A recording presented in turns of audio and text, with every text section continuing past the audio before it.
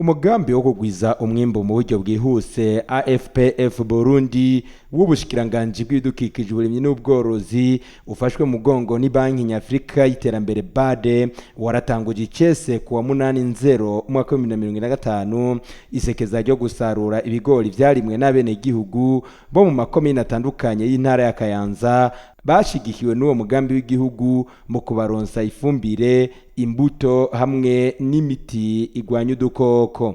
Nsananiye Zeno umuhoza bikorwa w'uwo mugambi avuga ko uwo mugambi waje kugwanya inzara no kuduza umwimbu. Ihangiro twari dufise kwari ukuronka amatoni y'ibigori ashobora kudufasha gushikira amahegitari 27 n'ibice 56. Ibihumbi 27 si makeyi.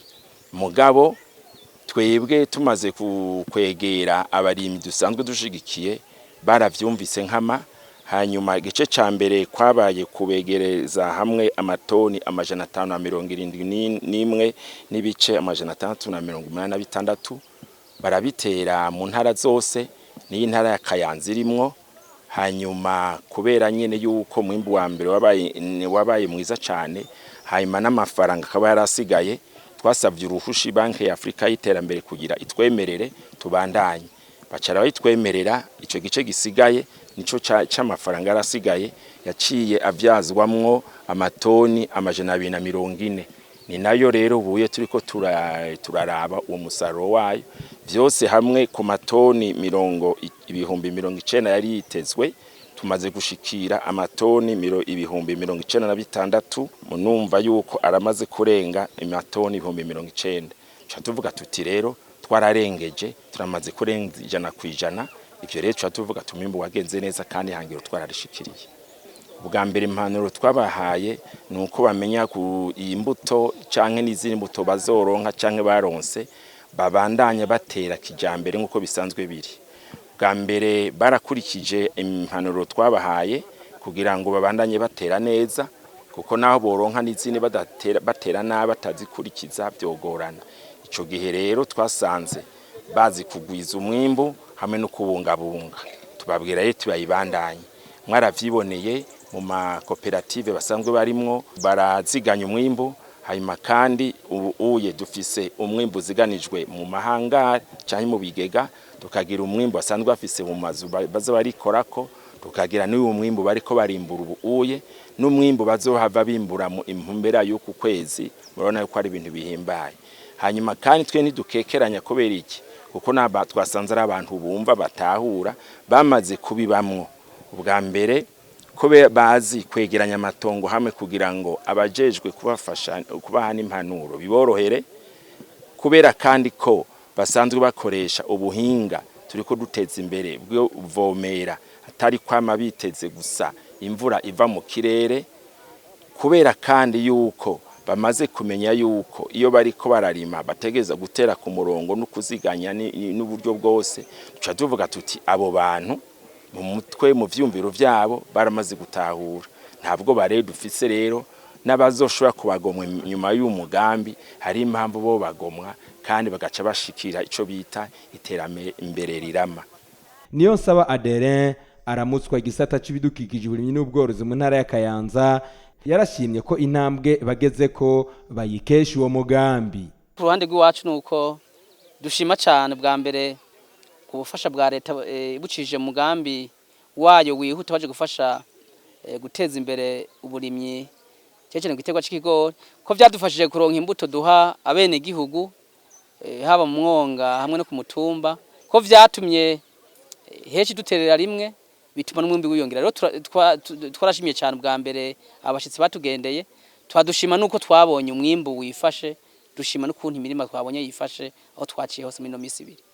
Nayo abaremye bashigikiwe n'uwo mugambi AFPF Burundi bavuga ko kuva uwo mugambi uje umwimbu wariyongereye mu miryango yabo, ubukene n'inzara biraranduranwa n'imizi. Je nasoromye nishimirije nshimira aba bantu batuzaniye uwo mugambi, batugiriye neza kuko kera twatera bwabu ubugori bw'ubusegasega twabitse twasoromye ariko ubu iki kigori ba nyakubahwa mutuzanira ugiteye kirara kiramera jewe akarorero nako mu mwaka uheze mpera mu mwaka uheze mwaraduhaye hajya ahantu twabishoreye kuri Anagesa jewe narasaruye ibigori ndavyitondera ndabihungura ndavyanikira neza nabishoye kuri Anagesa je ndavyo amahera narose amahera mpitana umwana kiri muto aza kumparurira ibigori ndabishimira birakunda mwaduhaye imbuto nziza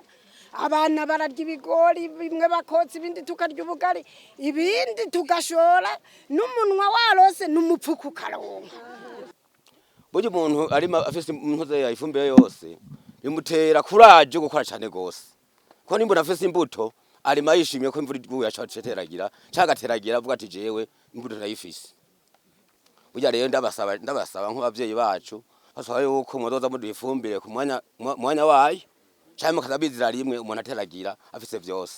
Ikintu dushima twebwe nuko ibi bigori tubihungure tukavyanikira turashora nyene kugira turonke agafumbire turonke n'utundi tuntu tw'umuryango kubera abana baba bakeneye utuntu twishi two kwishuri tugaca rero dusigaza ivy'abana bazoza barajya bavuye kwishuri.